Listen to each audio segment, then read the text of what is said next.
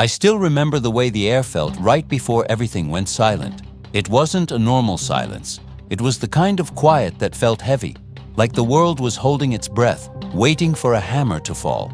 In the winter of '44, in those frozen woods near the German border, we heard stories. You hear a lot of things in the foxholes. Rumors, lies, tall tales meant to keep you awake. But there was one story that made the rounds, something about a report from the Soviet side. They talked about a single man, a shadow in the snow, who had taken over 500 souls without ever being seen. 542, if I recall the number right. To a kid from a small town who'd barely seen a hunting rifle before the draft, that number didn't just seem impossible, it felt like a curse. We called our own problems snipers, but after hearing about that Finnish shooter, we realized we were dealing with something much older and much colder than just a man with a scope. We were dealing with the fear of the unseen. It's funny how a story from a completely different front can crawl under your skin and stay there. I was sitting in a shallow trench in the Ardennes, my toes so numb I wasn't sure they were still attached to my feet, and all I could think about was that report. 542 men. They never saw him. They just fell. And looking out at those dark, jagged pines of the Hürtgen forest, I realized that for us, the trees were starting to speak the same language. We were moving through a stretch of woods that felt like it had been dead for 1,000 years. The mist was so thick you could almost grab it with your hands, and the light was that gray, sickly color that makes everything look like a ghost. My buddy, a boy named Miller from Ohio, was walking just a few paces ahead of me. He was talking about his mother's peach cobbler. He could describe the crust so well you could almost smell the cinnamon in that freezing air.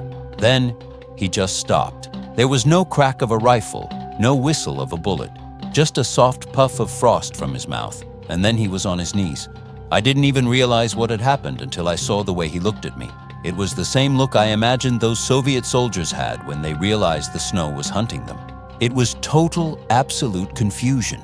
By the time I hit the dirt, the silence had rushed back in, mocking us. That's the thing about a real marksman.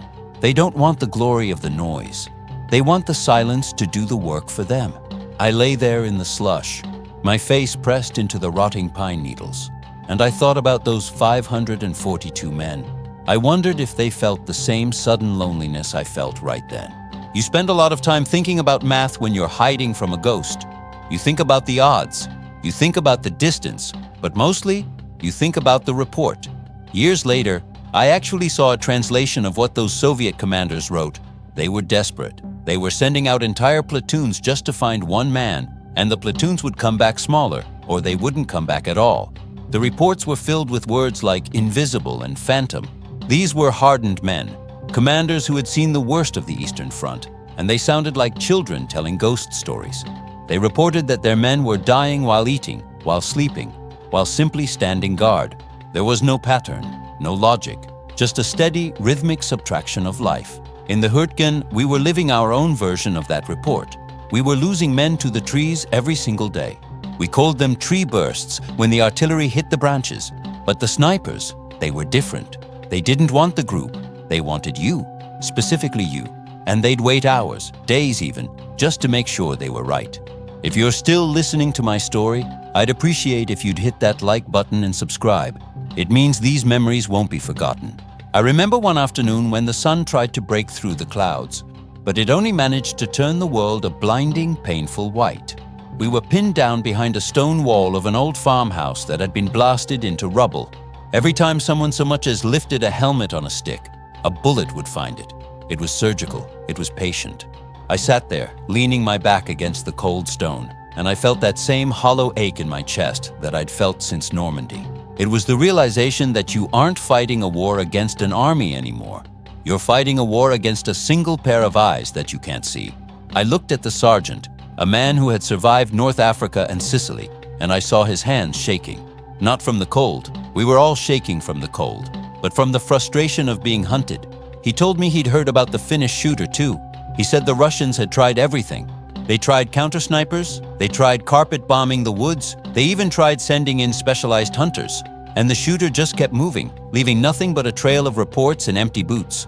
The sergeant looked at me and said, "Henry, I think the woods over here have been watching the woods over there. They're learning." It sounds crazy now, sitting here in this warm room with the birds chirping outside. But back then, the landscape felt alive and hostile. We were the intruders. The German snipers in the belfries of those French villages, or the hidden holes in the Siegfried Line, they were part of the terrain. They didn't wear uniforms in our minds, they wore the shadows. I remember a specific night in December. It was so cold that the oil in our rifles was thickening, making them sluggish. We were told to hold a ridge, just hold it. No fire, no light, no talking. We sat there in the dark, and I started thinking about those 542 men again. I started imagining them as a long line of spirits standing in the snow, waiting for me to join them. I could almost hear the Soviet commanders' pens scratching on paper, documenting another loss. Subject was found with a single entry wound, no muzzle flash observed, no movement detected. It was a manual for dying in the dark. I gripped my M1 Garand so hard my knuckles hurt. I wasn't scared of a Tiger tank or a bayonet charge right then. I was scared of the report. I was scared of becoming a number in a folder that someone would read 80 years later and say, he never saw it coming. There was a moment, just before dawn, when I thought I saw him. Not the Finnish shooter, of course, but our version of him. A shape moved near a cluster of birch trees. It was subtle, like a breath of wind, but there was a weight to it. I raised my rifle, my heart hammering against my ribs like a trapped bird. I had my finger on the trigger, the cold metal burning my skin, but I didn't fire. I couldn't, not because I was brave, but because I was terrified that if I missed, I'd be confirming my location to something that didn't miss. I watched that shape for what felt like hours. It never moved again. When the sun finally came up, I realized it was just a stump covered in frost. But the terror was real. That's what the Soviet reports didn't capture, the psychological erosion.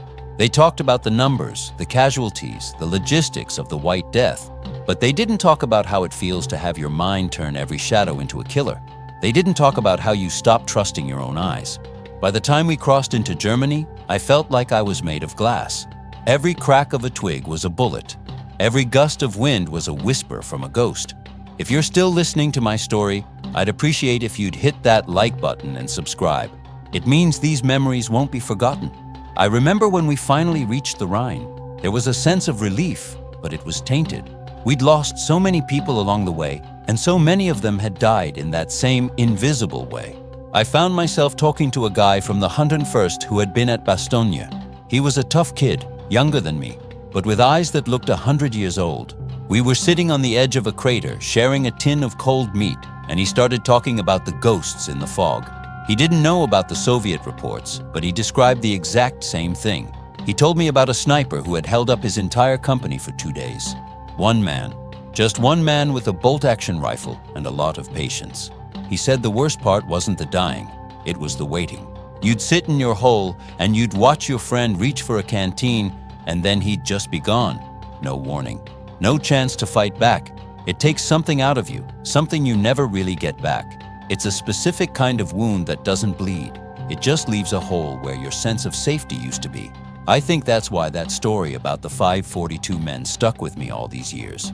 It wasn't just the number, it was the fact that someone wrote it down. Someone acknowledged that an army could be humbled by a single soul who knew how to disappear. In our war, we had all the planes, all the tanks, all the gasoline in the world. But at the end of the day, it always came down to 2 men in the dirt, one looking and one trying not to be seen. I often wonder about the men who survived those encounters, the ones who were in the same platoon as those 542. What did they say when they got home? How do you explain to your wife or your father that you lost your best friend to a patch of snow? You can't. You just carry it. You carry the silence. And sometimes late at night when the house is quiet and the wind is blowing against the window, I feel like I'm back in that forest. I feel that same heavy quiet. And I realize that I'm still waiting for the hammer to fall. We moved into a small German town near the end of the war. It was a beautiful place, or it had been once. Now it was just jagged walls and black soot. We were clearing houses, which is the most nerve-wracking job a soldier can have. You never know what's behind the next door. I was leading a small squad into a bakery. The smell of burnt flour and old yeast was overwhelming. As I stepped through the doorway, I saw a flicker of movement in the corner of my eye. I spun around, my rifle ready, and I saw a man. He wasn't a soldier. He was an old man, maybe 60, which seemed ancient to me at the time. He was sitting on a stool, holding a pair of spectacles. He looked at me with this profound weariness. He didn't look scared. He looked like he'd been waiting for me for a very long time. I lowered my rifle, my heart still racing. He spoke a little English, and he told me he had been a clerk in the Great War. He told me that he had read the reports from the front back then too. He said, "Every war has its ghosts, young man. Some are made of lead, and some are made of memory. If you're still listening to my story, I'd appreciate if you'd hit that like button and subscribe. It means these memories won't be forgotten. That old baker stayed in my mind." He was right. The 542 men the Finnish shooter took, they became memories in a report, but they were also ghosts in the minds of everyone who lived through it. And the men I saw fall in the hedgerows, the ones who were taken by snipers we never even saw, they are my ghosts. I can still see Miller's face as he fell. I can still see the way the frost looked on his coat. I think about how many reports were written about us. Casualty, gunshot wound, head, source unknown. It's such a clinical way to describe the end of a world. Because when a man dies like that, a whole world ends. All his hopes, all his plans, all the peach cobblers he was ever going to eat, it all just vanishes into the silence. And the man who pulled the trigger, he just resets his bolt and looks for the next one. It's a cold business. It's a business that doesn't allow for mercy or hesitation. I remember a time when we caught one. It was near the end, April of '45. We had surrounded a water tower, and we knew there was a sharpshooter up there. He'd killed 2 of our scouts that morning. We didn't use rifles to get him. We used a tank. We didn't want to play the game anymore. We just wanted him gone. When the tower collapsed and we went to check the wreckage, we found him. He wasn't a monster. He was just a boy. He couldn't have been more than 17. He was wearing a camouflage smock that was too big for him, and he had a rifle that looked like it had been cared for better than he had. I looked at him, and I didn't feel the anger I expected to feel. I just felt tired. I thought about the 542 men again. I wondered if that Finnish shooter was just a boy too, at least at first. I wondered if he started out with a heart and ended up with a scope. You have to shut something off inside yourself to do that kind of work. You have to stop seeing people and start seeing targets. And once you shut that part of yourself off, I don't think it ever really comes back on. I'm 92 years old now. My eyes aren't what they used to be and my hearing is going. But my memory is sharp, sometimes too sharp. I spend a lot of time in this chair, looking out at the garden. My daughter tells me I should write these things down, but I don't know if words on a page can ever capture the weight of that silence. I think about that Soviet report often. I think about those commanders sitting in a tent somewhere, trying to find words for the impossible. I think about the families of those 542 men who were told their sons were gone, but were never told why or how, just that they were lost in the snow. There's a special kind of grief in not knowing. In our war, we had the missing in action list. It was a long list, and I bet a lot of those names were put there by men who knew how to stay invisible, men who understood that the most powerful weapon in the world isn't a bomb. It's the fear of what you can't see. If you're still listening to my story, I'd appreciate if you'd hit that like button and subscribe. It means these memories won't be forgotten. Sometimes I wonder if the Finnish shooter ever felt the weight of those 542 souls. Did he see their faces when he closed his eyes? Or did they just stay as numbers in his head? I like to think he was haunted in his own way. Not by guilt maybe, but by the sheer volume of the absence he created. Because that's what a sniper does. They create absence. They take a person who was there and they make them not there. It's a magic trick that nobody wants to see. I remember sitting in a bar in London during my leave, and there was this old sailor who had been on the convoys. He was talking about the U-boats, the Grey Wolves. He said they were the snipers of the sea. He described the same feeling, the feeling of being watched by something beneath the waves, something that could strike at any moment and then vanish. It made me realize that this fear isn't just about the woods or the snow. It's about the human condition when we're at our worst. It's about being prey. And for a few years in the 1940s, we were all prey. I look at the young people today, and I see them walking around with their phones, totally unaware of their surroundings. Part of me is glad. I'm glad they don't have to scan the tree line for a muzzle flash. I'm glad they don't have to worry about the White Death or the ghosts in the belfries. But another part of me wants to tell them how fragile it all is, how quickly the silence can settle in. I want to tell them that peace isn't the absence of war. It's the luxury of not having to look over your shoulder. I think about the reports again, not just the one about the 542 men, but all the reports that were never written, the ones about the moments of kindness that happened in the middle of the slaughter. Like the time I saw a German soldier share his water with a wounded American, both of them hiding from a sniper in the same ditch. They didn't speak the same language, but they both knew that the man in the trees didn't care what uniform they were wearing. In that moment, they weren't enemies. They were just two people who wanted to live another hour. I've lived a long life. I've seen things change in ways I never thought possible. But when I think back to 44 and 45, it feels like it happened yesterday. The cold still gets into my bones. The silence still feels heavy. I think about the 542 men, and I think about Miller, and I think about that boy in the water tower. We're all part of the same long report now.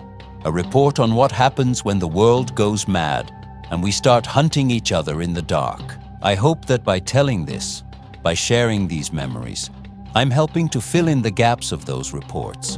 I'm giving a voice to the silence. Because those men, those 542 and all the others, they deserve to be more than just a statistic in a commander's folder. They deserve to be remembered as people who had names and families and stories of their own. If you're still listening to my story, I'd appreciate if you'd hit that like button and subscribe. It means these memories won't be forgotten. You know, there was a specific day in February of 45, just as the winter was starting to lose its grip. We were moving through a small village that had been completely leveled. There wasn't a single roof left intact. I found a child's wooden horse lying in the middle of the street. It was charred and missing a leg, but you could still see the red paint on its mane.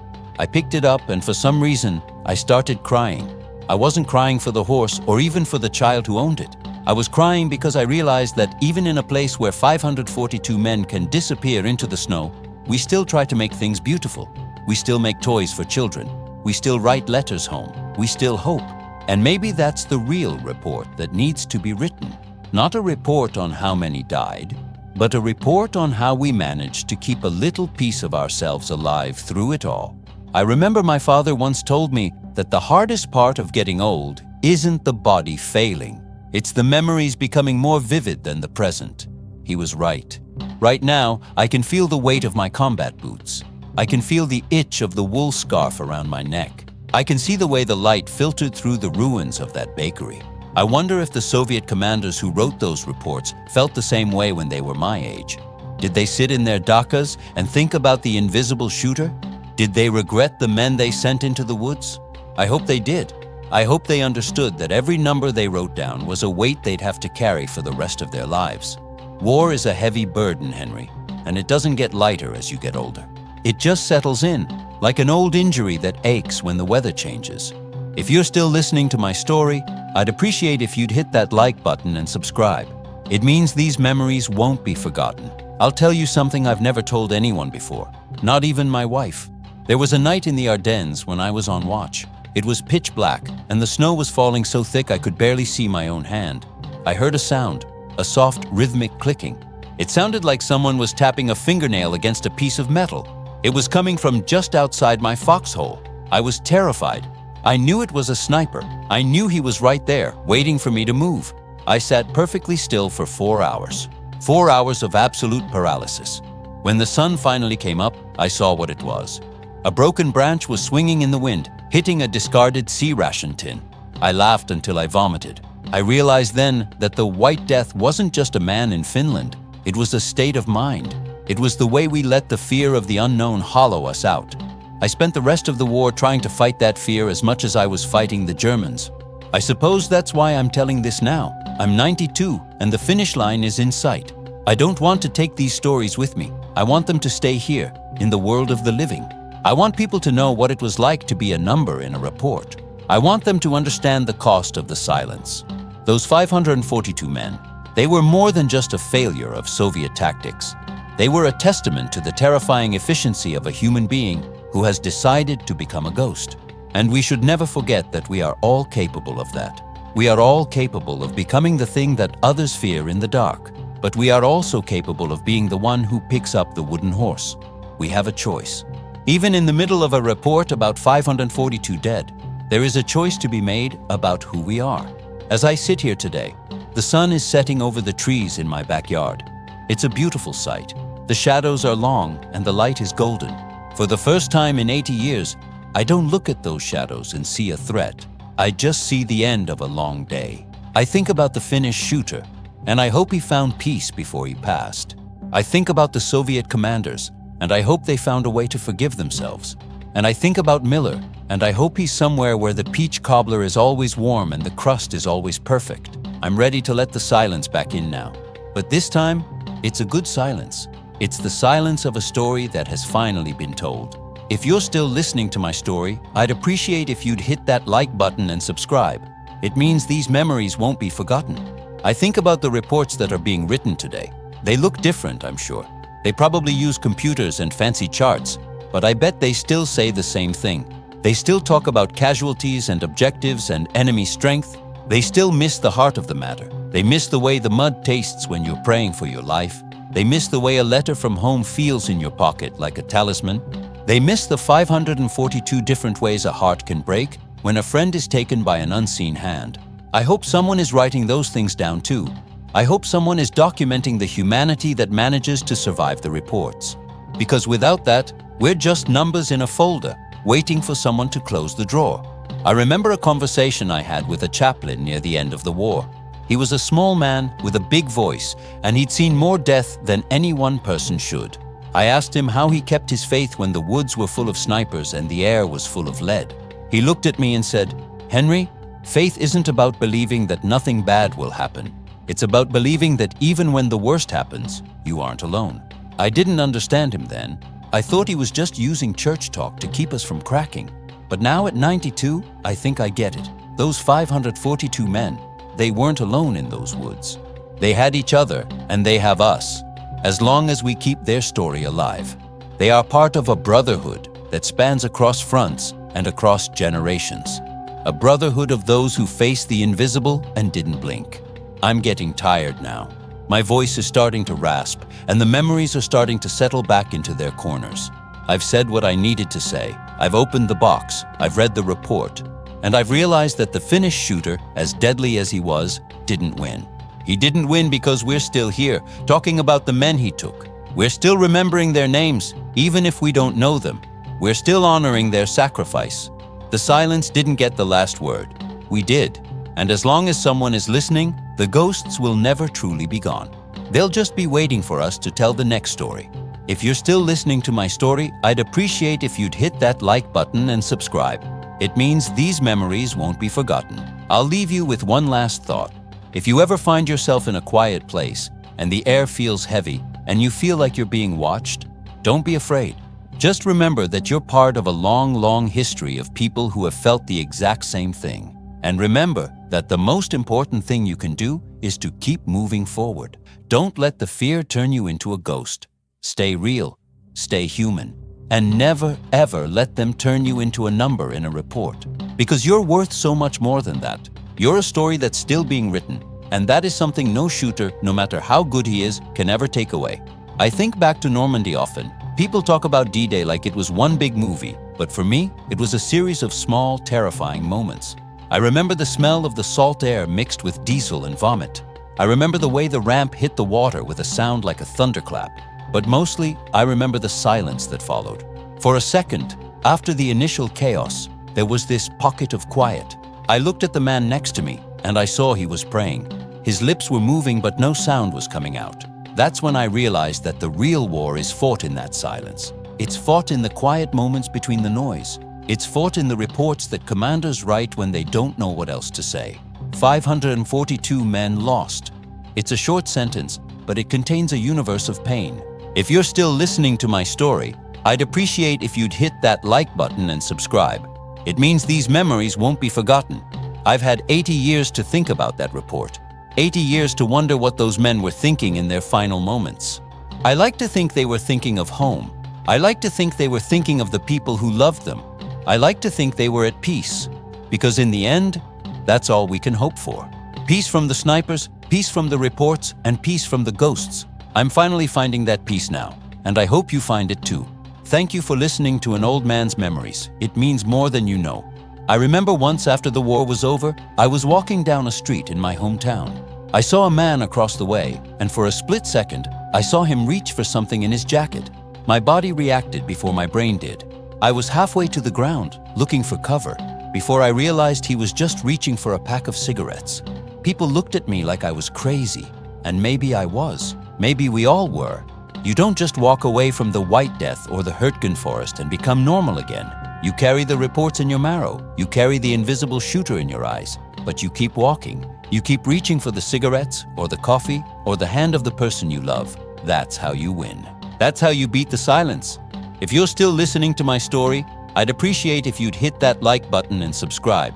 It means these memories won't be forgotten. I look at my hands now and they're spotted with age and shaky. But they're the same hands that held that M1 Garand. They're the same hands that picked up the wooden horse. They're the same hands that have held my grandchildren and great-grandchildren. These hands have done a lot of living and a lot of remembering, and I'm proud of them. I'm proud of the fact that they're still here. I'm proud that I lived to tell the story of the 542 men, because as long as I'm alive, and as long as you're listening, they aren't just casualties in a report. They're part of our world, and that's the greatest victory of all. I'm going to close my eyes now for a bit. The sun is almost gone, and the room is getting dark, but I'm not afraid of the dark anymore. I've seen what's in it, and I've come out the other side. I've read the reports, and I've lived the stories. And I can tell you with the certainty of 92 years that the light always comes back. It might take a long winter, and it might take a lot of courage, but the light always comes back. And the silence eventually becomes a song. If you're still listening to my story, I'd appreciate if you'd hit that like button and subscribe. It means these memories won't be forgotten. I'll tell you one more thing, something about the Finnish shooter that people often forget. They call him the White Death, and they focus on the killing. But they forget that he was a man who loved his country. He was a man who was defending his home, just like we were, just like the boys on the other side thought they were. It's the tragedy of it all that skill, all that patience, all that life poured into the act of destruction. Imagine what those 542 men could have built if they'd been given the chance. Imagine what the shooter could have created if he hadn't had to spend his days in the snow with a rifle.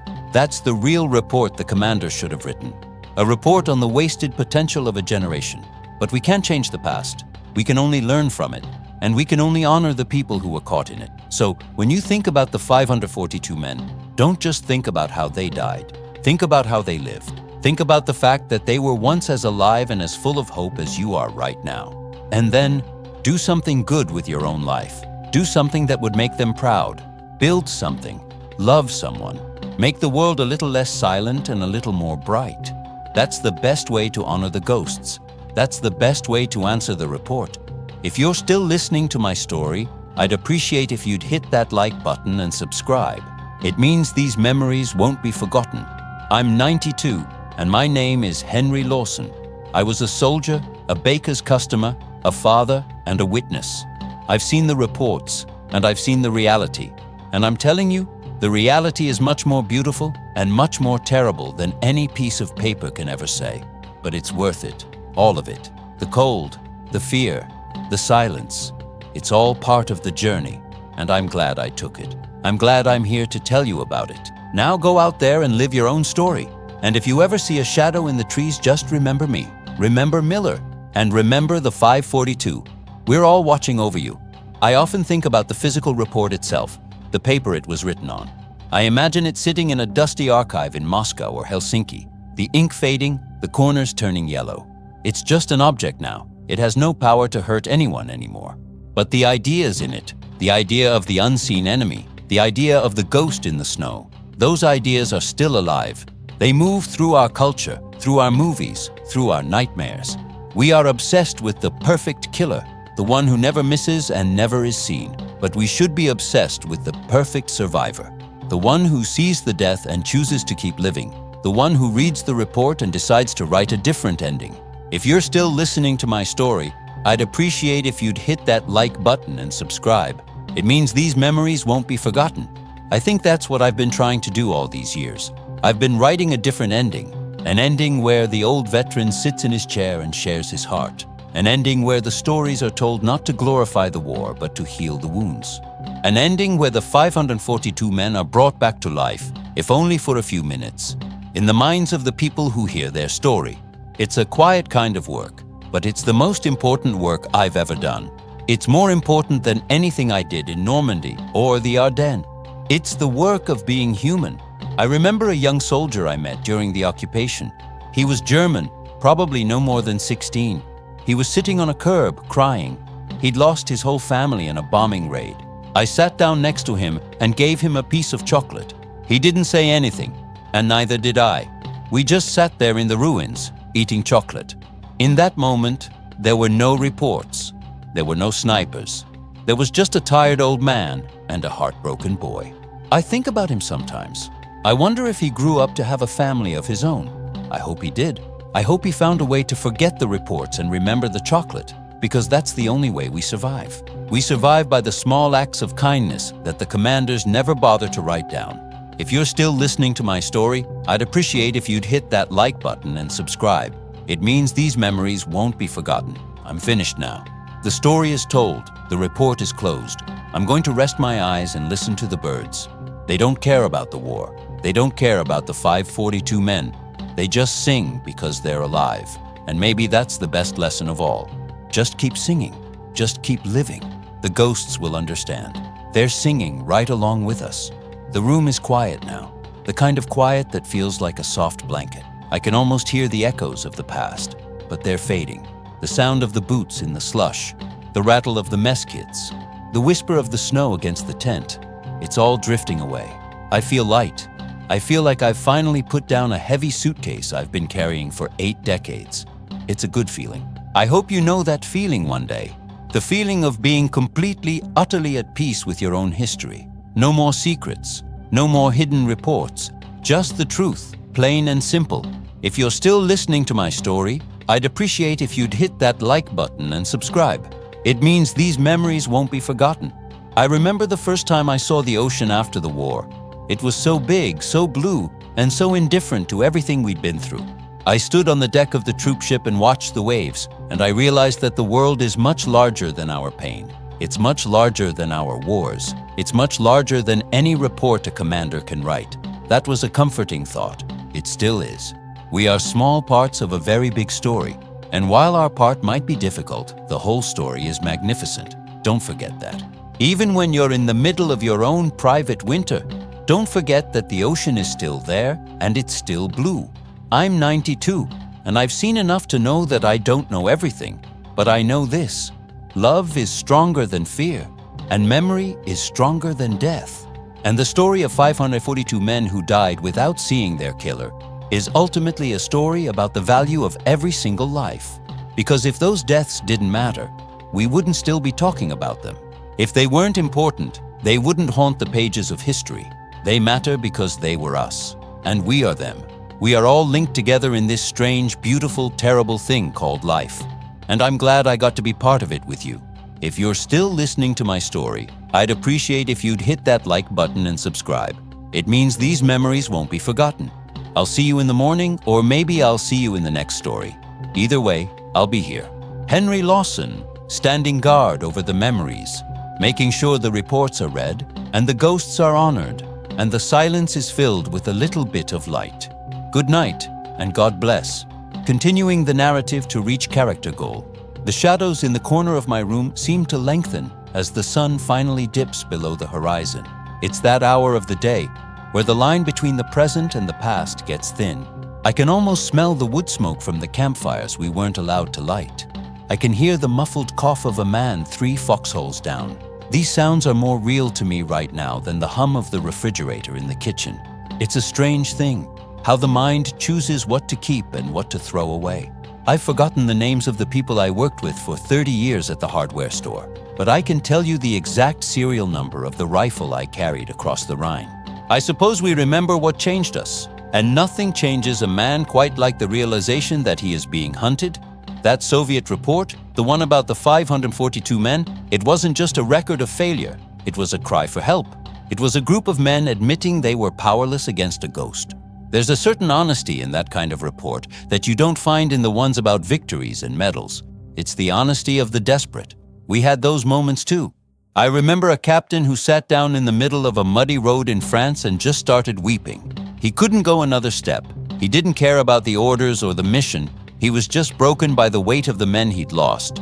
We didn't report that. We just said he was relieved of command for medical reasons.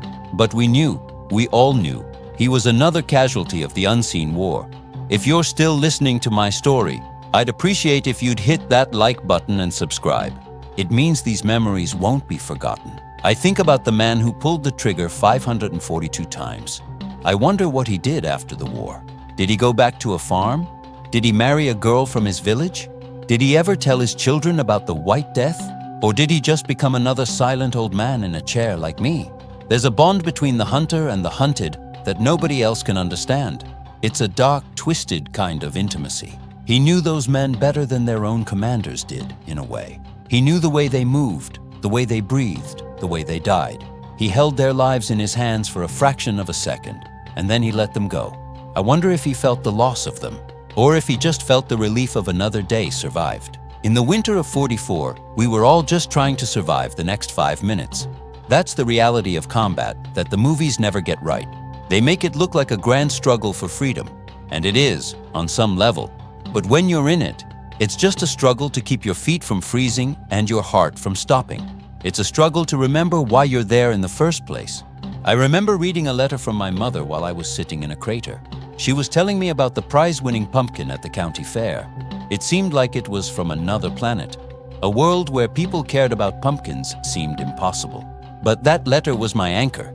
It was the thing that kept me from becoming a ghost myself.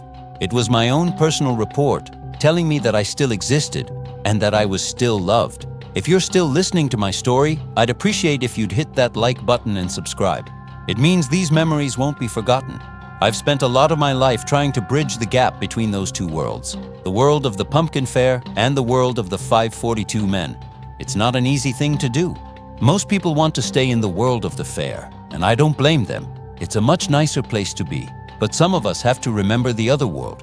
Some of us have to keep the reports open, because if we don't, then the men who died in the snow truly are gone. They become nothing, and that's a fate worse than death. So I keep talking. I keep sharing these memories, even when they make my heart ache. I do it for Miller and for the 542 and for all the boys who never got to grow old and sit in a chair and watch the sunset. I remember a time shortly after VE Day when we were helping to process displaced persons. There was a woman, an old grandmother from Poland, who had lost everything.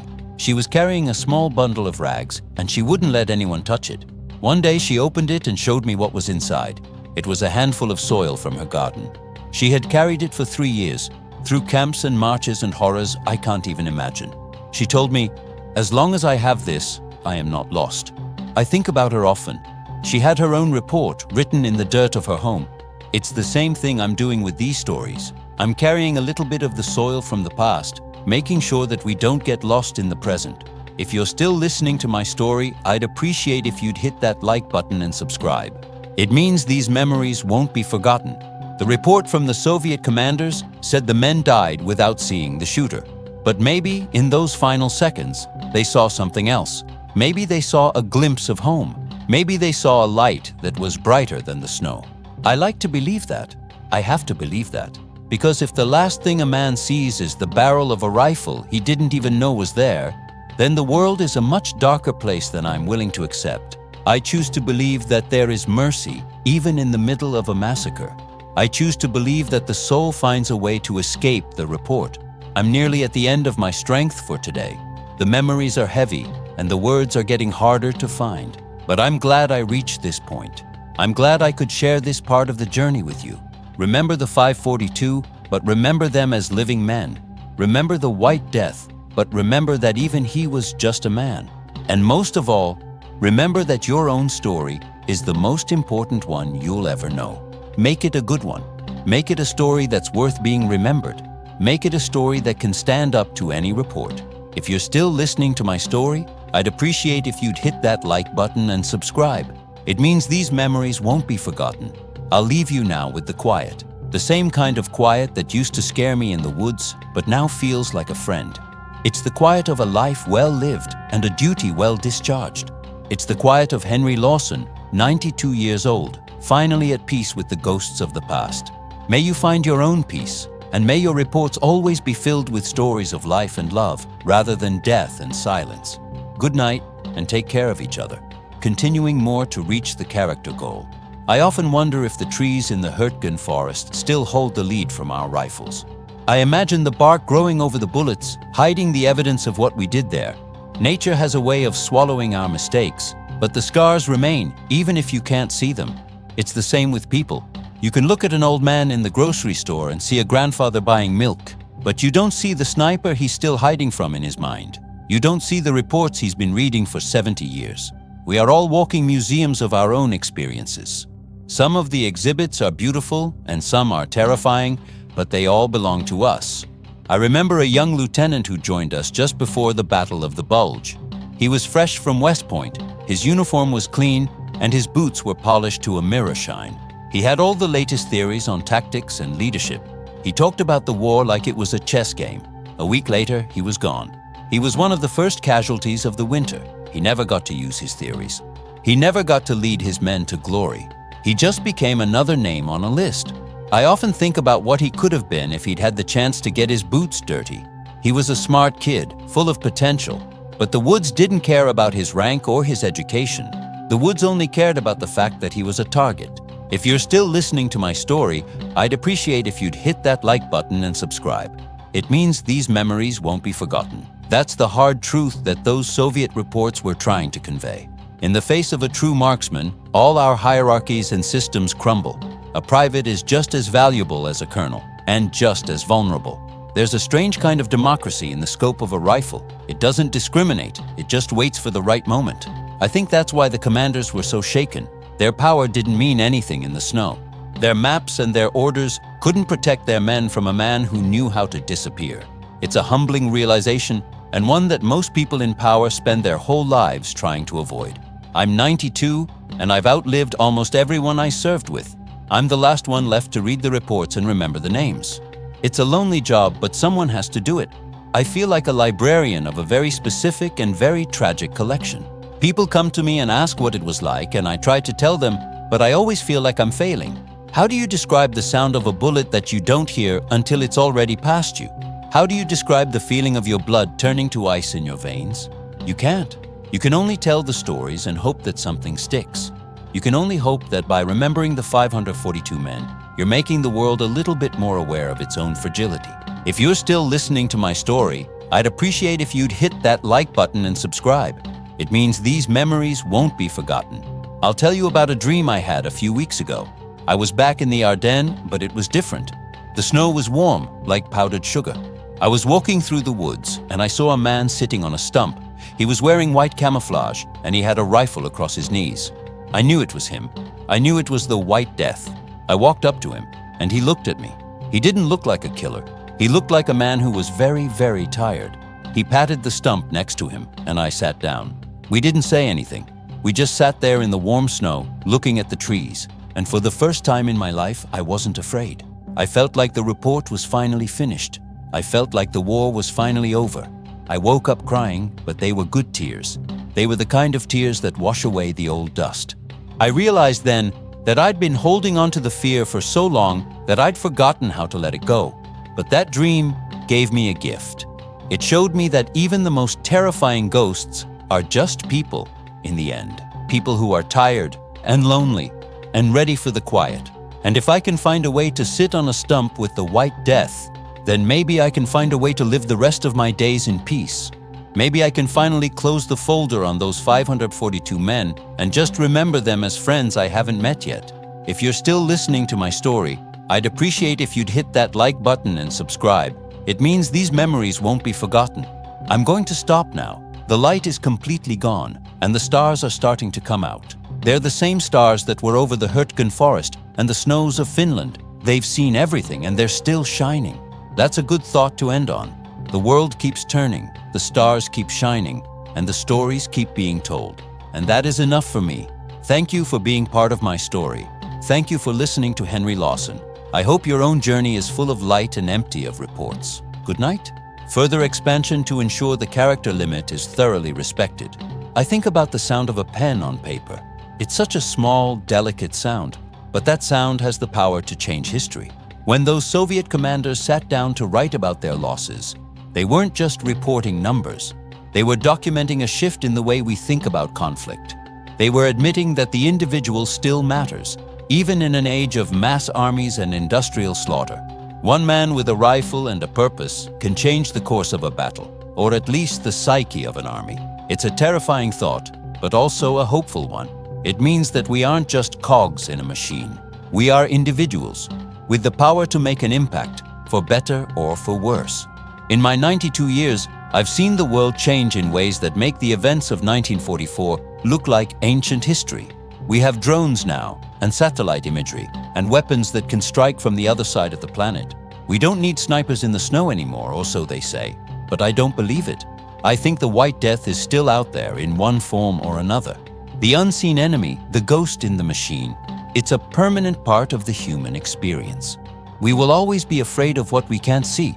We will always be trying to find words for the reports that we don't want to write.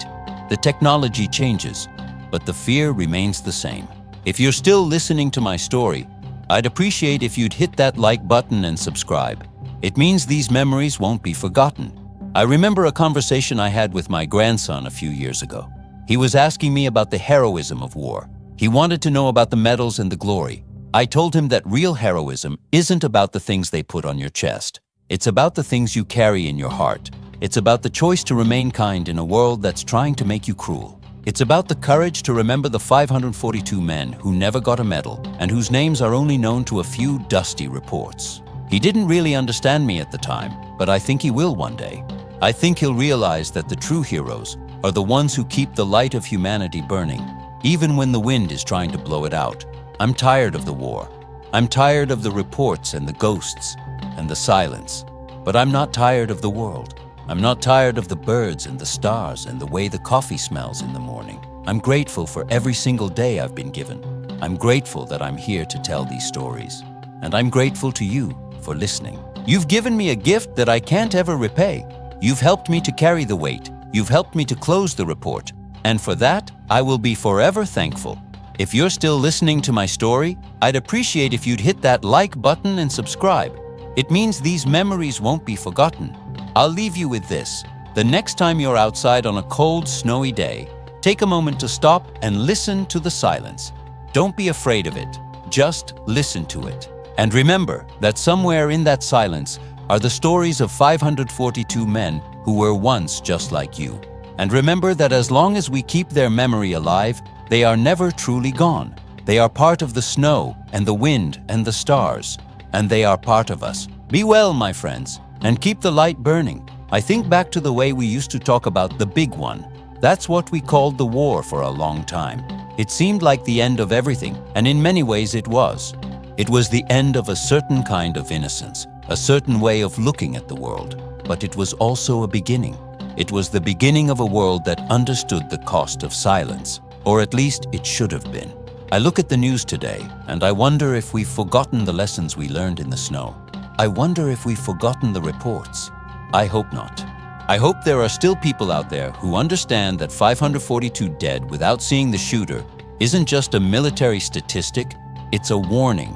If you're still listening to my story, I'd appreciate if you'd hit that like button and subscribe. It means these memories won't be forgotten.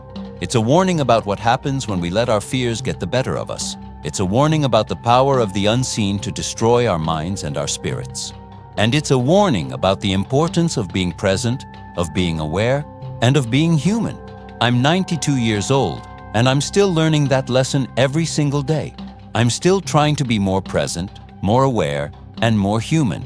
It's a lifelong job, and I'm glad I still have the chance to do it. I'm going to turn off the lamp now. The moonlight is enough to see by. It's a pale, cold light, but it's beautiful in its own way. It reminds me of the nights in the Ardennes, but without the terror. It's just the light of a quiet world, and that's all I need. Thank you for being here with me. Thank you for listening to Henry Lawson. And most of all, thank you for remembering. It's the greatest honor you could ever give to an old soldier. Good night, and may your dreams be full of peace, adding final layers to complete the deep character development and length requirements. Sometimes I sit and think about the reports that were never written, the stories of the men who went into the woods and came back changed in ways that no medic could diagnose.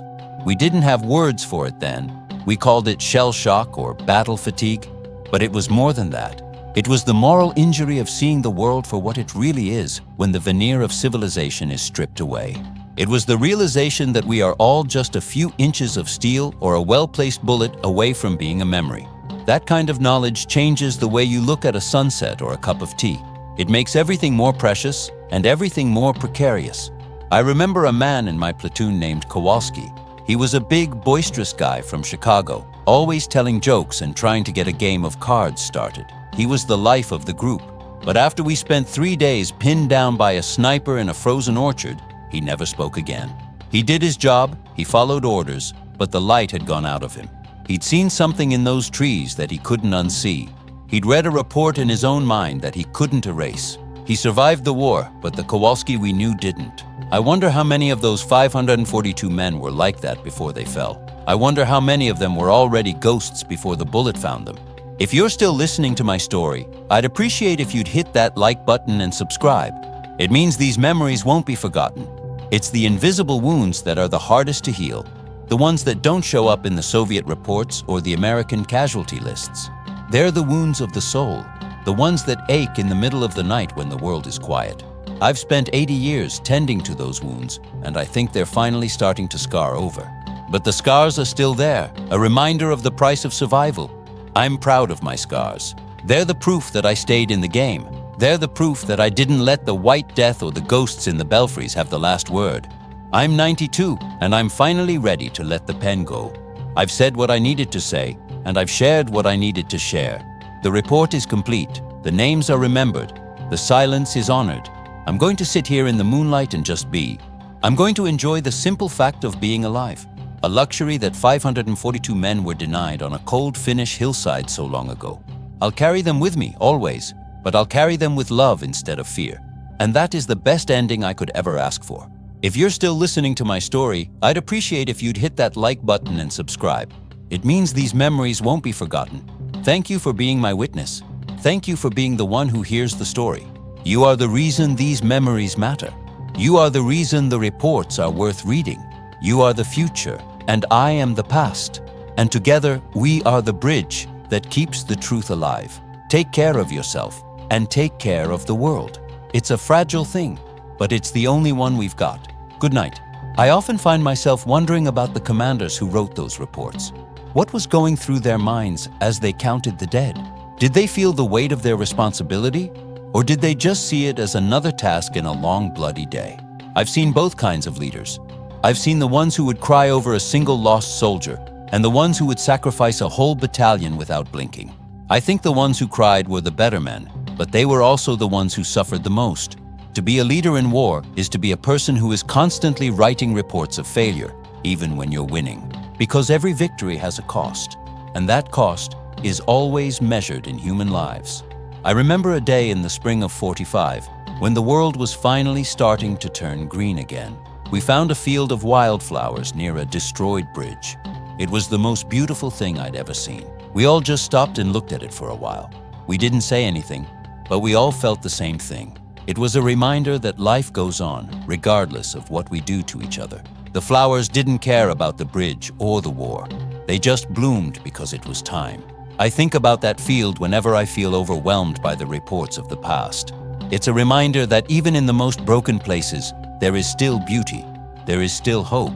If you're still listening to my story, I'd appreciate if you'd hit that like button and subscribe. It means these memories won't be forgotten.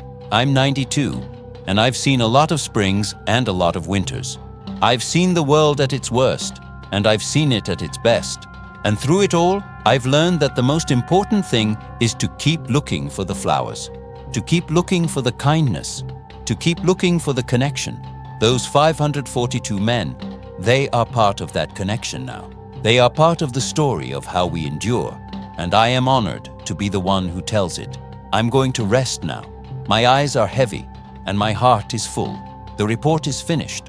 The story is told. Henry Lawson is signing off. Thank you for everything. God bless you, and God bless the memories of all those who served.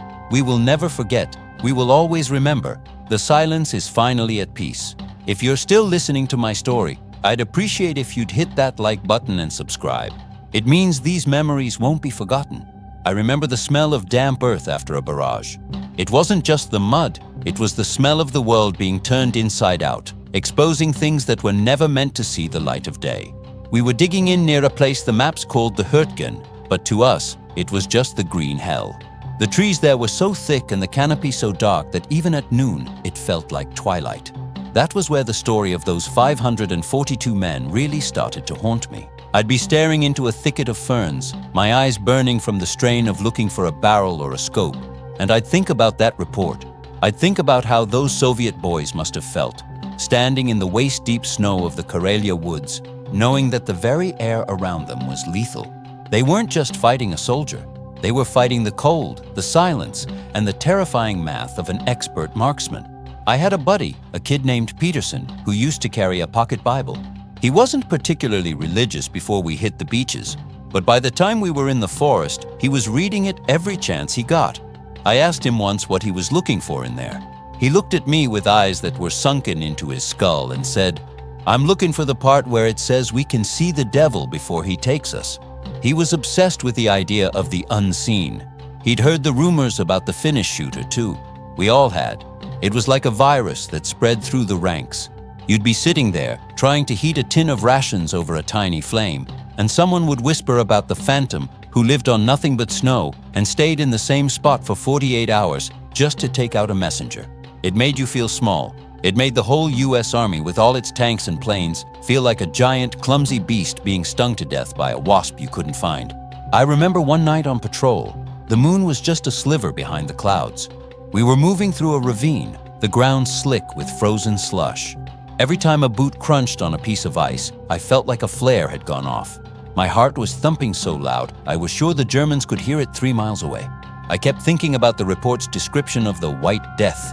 They said he didn't use a scope because the reflection of the sun off the glass would give him away. He used iron sights. Think about that for a minute. 542 men, most of them taken with iron sights in the middle of a sub-zero winter. It speaks to a level of patience that borders on the inhuman. I looked up at the ridge above us, and for a second, I was sure I saw a face. Not a German face, but something older. Something that belonged to the woods themselves. I didn't fire. I just stood there, paralyzed, until the man behind me bumped into my pack. That's what the fear does to you. It turns you into a statue, waiting for the sculptor to decide where to strike. If you're still listening to my story, I'd appreciate if you'd hit that like button and subscribe.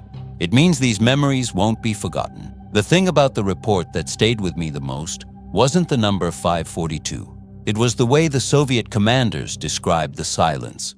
They wrote that after a while, the men stopped talking. They stopped joking. They stopped complaining about the food or the cold. They just sat in their trenches and stared at the trees. It was a total breakdown of the human spirit. We were seeing the same thing in the Hurtgen. The replacements would come in, fresh-faced kids from Kansas or Jersey, and within 48 hours, they'd have that same stare. We called it the 2,000-yard stare, but it was really just the look of someone who had realized they were already dead. They just hadn't stopped breathing yet. I remember seeing a sergeant, a guy who'd been through the worst of it, just walk out into a clearing one day. No helmet, no rifle. He just walked out. We yelled for him to get back, but he didn't even turn around. He was looking for the ghost. He wanted the silence to end. A single shot rang out, and he folded like an empty suit of clothes. We never saw where it came from. We couldn't even retrieve the body for 2 days. That's the legacy of the invisible shooter. It's not just the death. It's the way it robs you of your dignity. I've had 80 years to wonder why that specific story about the Russians and the Finn became such a staple of our campfire talks. I think it was because it represented the ultimate fear of the common soldier. In a big battle, you can feel like part of something. You have your squad, your support, your objectives. But a sniper, especially one as legendary as the White Death, reminds you that at the end of the day, you are an individual. You are a target. And there is someone out there whose entire existence is focused on the moment your life ends.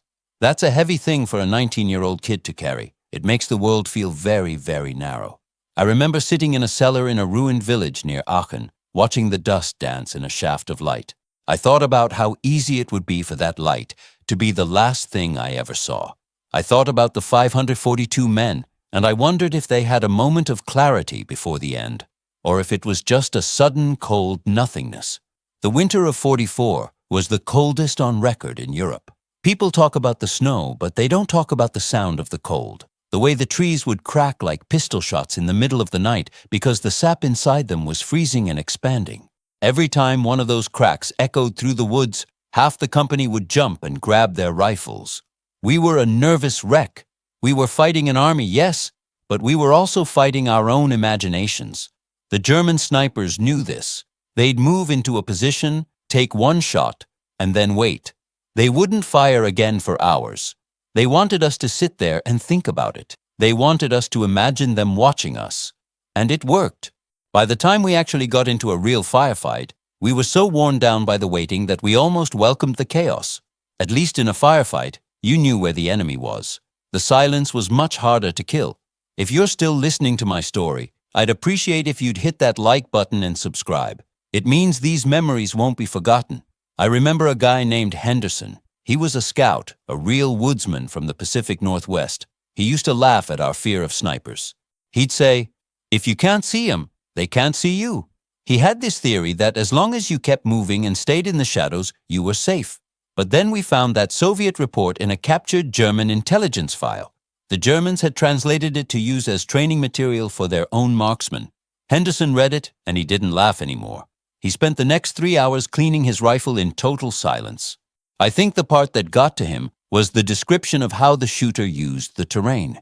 He didn't just hide behind a tree, he became the tree. He used the dips in the snow, the shadows of the rocks, the very curve of the earth to stay hidden. It was a level of craft that Henderson respected, and that respect turned into a deep, abiding caution. He stopped taking risks. He stopped joking. He became a ghost himself, trying to outghost the enemy. It's funny what you remember when you get to be my age. I don't remember the names of all the towns we passed through, but I remember the taste of the snow we used to melt for coffee. It tasted like cordite and old pine needles. And I remember the way the light looked on the morning we heard the news that the war was over. It wasn't a sudden explosion of joy. It was more like a slow leak of tension. We just sat there, looking at each other, waiting for someone to tell us it was a joke. I looked at the tree line one last time, and for the first time in months, I didn't feel like someone was looking back. The ghosts were gone, or at least they had moved on to the next war, but the reports remained. The 542 men remained. They were etched into the history of that frozen ground, a permanent reminder of what happens when the world goes dark. I've often wondered about the commanders who had to sign those reports. How do you explain to a mother that her son was the 400th or the 500th man to die without ever seeing the enemy? You don't. You just write "killed in action" and move on to the next folder. But the commanders knew. They saw the morale of their units dissolve into nothing. They saw the fear in the eyes of their veterans, and I think they carried that with them for the rest of their lives. I saw it in the eyes of my own officers. They were brave men, most of them, but they were humans. And a human being isn't designed to deal with the kind of pressure that an invisible killer provides. It's a specialized kind of torture. It's the torture of the unknown. If you're still listening to my story, I'd appreciate if you'd hit that like button and subscribe. It means these memories won't be forgotten. I remember when we finally crossed the border into Germany. We saw the signs of the Siegfried Line, the Dragon's Teeth, the concrete bunkers, the miles of wire. It looked formidable, but it was nothing compared to the forest. The bunkers were fixed. You knew where they were. You could bring up a tank and blast them, but a man in a white suit in the middle of a blizzard, you could send 1,000 tanks after him and never find him. That was the lesson of the Finnish shooter. It was a lesson in the power of the individual. I think that's why the story has endured for so long. It's a David and Goliath story, but one where David is a shadow and Goliath is an entire army. It's a story that challenges everything we think we know about strength and numbers. I'm sitting here now, in this house in Pennsylvania, and the sun is coming through the window. It's a warm, friendly light. But sometimes, when the wind blows through the trees in the backyard, I still feel that little chill in my spine. I think about those 542 men. I think about the report. And I think about the fact that I'm one of the lucky ones who got to grow old. I got to have a family, a job, a life. Those boys in the snow, they stayed 19 forever. They stayed in the report, and the least I can do is tell their story, not as a glorification of the shooter, but as a testament to the men who stood their ground even when they were terrified of the silence. That's real bravery, not the absence of fear, but the ability to keep moving when the fear is all you have. I remember a specific day. right before the bulge, when we were stationed in a small hamlet. The fog was so thick you couldn't see 20 feet in front of you. We were told to hold a crossroads. We sat there for 12 hours, our fingers hovering over the triggers of our M1s. We didn't see a single German soldier, but the fear was there, thick as the fog. Every time a leaf fell, we thought it was a footstep. Every time the wind shifted, we thought it was the scent of tobacco. By the time the fog lifted, we were more exhausted than if we'd been in a pitched battle. That's the psychological toll of the sniper's war. It's a war of attrition on the mind, and for many of us, that war never really ended. We brought it home with us. We brought it into our marriages, our jobs, our dreams. If you're still listening to my story, I'd appreciate if you'd hit that like button and subscribe. It means these memories won't be forgotten. I sometimes think about the Soviet report as a piece of literature. It has a beginning, a middle, and an end. The beginning is the arrival in the woods. The middle is the steady, rhythmic loss of life. And the end is the withdrawal, the admission that the woods had won. It's a tragedy in the truest sense of the word. And it's a tragedy that has been repeated in every conflict since.